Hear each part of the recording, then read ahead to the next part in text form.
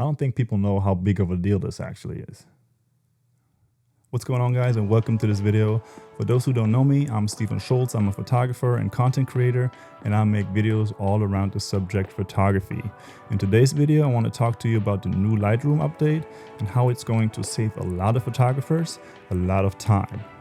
And without further ado, let's jump into Lightroom and let me show you what I mean.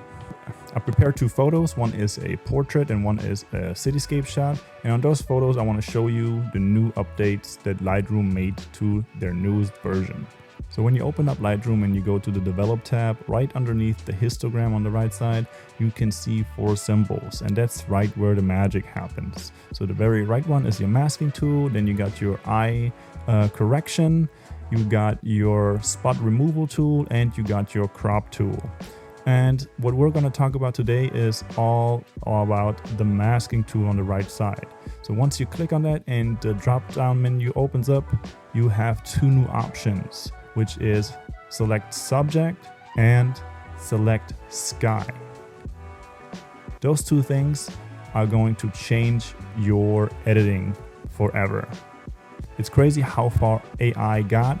And basically with the hit or press or click of a button, you can select the subject in a photo, or you can select the sky without having to mask everything out manually. So let's start with select subject. So right when you click on it, Lightroom is going to try to make calculations to find out what is the subject of this photo. Once it's done calculating, it's going to select it. And for the most part, I would say probably around 90-ish%, it finds the right subject and masks it out perfectly. Now sometimes it will try to mask something else in the photo that's next to it if it can't really read the photo well, but for the most part it does a really good job and it saves you a lot of time. Because if you think about it, masking all this with the accuracy like Lightroom just did would take you way longer than just click one button, wait for a couple of seconds until it masks it out for you perfectly. Once the subject is selected, you can make all kinds of adjustments to it. You can brighten it up, you can lower the exposure, you can desaturate it, you can do basically everything the sliders let you do, and you can apply that to only the subject of the photo, and it will not manipulate anything else of the photo. Now one little trick is if you hit that invert button, now the selection will be turned around and now it's not the subject anymore that's selected, but everything else in the photo. So that will help, for example, if your background is too bright and you want to bring it down a little more with the exposure, or if the highlights are blown out a little bit, you can reduce that, or whatever adjustments you would like to make to the background. On the left side of the histogram, there is a little window that pops up now, and it basically gives you all the layers that you applied to this photo, and they will all show up there.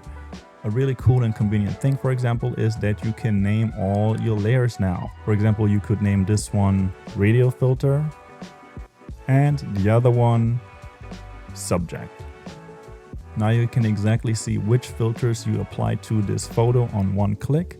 In the previous versions of Lightroom, you basically could only see the radial filters, for example, when you click on them, and you only see the radial filters you apply to this photo. Or for example, the brush, you would only see the brush layers that you added to this photo. Now you click on the filters and it lines up all the filters and you can see basically every single one. All right, so that's it for the select subject filter. Now we're gonna go over to the other filter, which is select sky. For this one, I selected a cityscape shot from my trip to New York, and I'm going to show you what this filter exactly can do with this photo. So once you click on it, it's going to do its calculations again, and it's going to try to only mask out the sky. Once it's selected, now you can do all kinds of adjustments again. You can lower the exposure, you can make it brighter, you can lower the highlights, basically everything that you feel the photo needs and that you want to adjust. Now another thing is, once you invert this layer again, now everything but the sky is selected. So that means you can basically bring all the detail back in the foreground, for example with the shadow slider, or maybe even with the exposure slider if you decide so. And if you feel like you want to deselect some of the selections that Lightroom automatically made, you can just go up to the filter itself, then you're gonna see a plus and minus. If you click on the minus, you can select the brush tool, and now you can deselect everything that you do not want to be selected. And this again will be a time saver for a lot of people, because imagine going through all these little details and masking everything out perfectly with the accuracy that Lightroom just did. It would take us much longer to do that manually, and now you can do it with basically one click. All right, and that's basically it. I just wanted to make a quick video to let you know about those two updates that I think are going to be amazing for all kinds of photographers, from beginner level to professional. If you liked it, give it a thumbs up. One is enough. If you want to see more videos like this, put them down in the comments below. Give me some recommendations on what you want to see. Subscribe if you haven't already, and I will see you in the next one. Peace.